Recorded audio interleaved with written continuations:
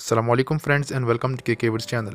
दोस्तों, आज की वीडियो में आपको बताऊंगा कि आप यामाहा के बाइक्स में जो मीटर लगाते हैं उसके अंदर जो ब्रैकेट होती है, जो माउंट होती है, जो उसको होल्ड करके रखती है, अगर वो किसी वजह से डैमेज हो जाए, ख़राब हो जाए, तो उस ब्रैकेट को आप कैसे रिप्लेस करेंगे, कैसे चेंज करेंगे। सबसे पहले आपने मीटर को उल्टा कर देना है। उसके नीचे 4 नट होंगे वाशर समेत, उन्होंने होल्ड किया होता है मीटर के निचले कवर या केस को।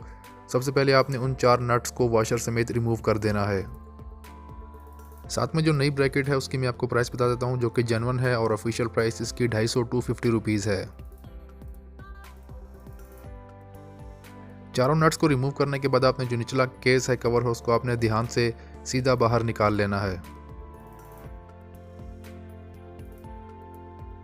अब इसके नीचे 4 बोल्ट्स होते हैं जिसके ऊपर वो 4 नट थे जो कि हमने रिमूव कर दिए। इन्हीं बोल्ट के ऊपर ये ब्रैकेट बैठी होती है और साथ में इसकी रबर्स लगी होती हैं, तो आपने सीधा बाहर खींचना है, पुल करना है, तो ये ब्रैकेट बाहर आ जाएगी। और ये 4 बोल्ट्स बाकायदा बोल्ट नहीं होते बल्कि ये इसमें फिट हुए होते हैं एक रॉड किस्म के, और ऊपर चूड़ी लगी होती है।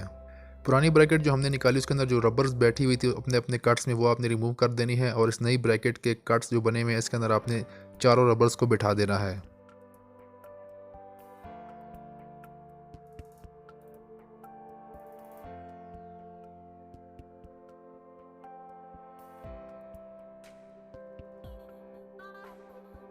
रबर्स को ब्रैकेट में फिट करने के बाद आपने इस ब्रैकेट को उसी तरीके से वो जो 4 रॉड हैं बोल्ट नुमा, उसके ऊपर आपने बिठा देना है, तो ये ब्रैकेट उसके अंदर ग्रिप पकड़ के बैठ जाएगी।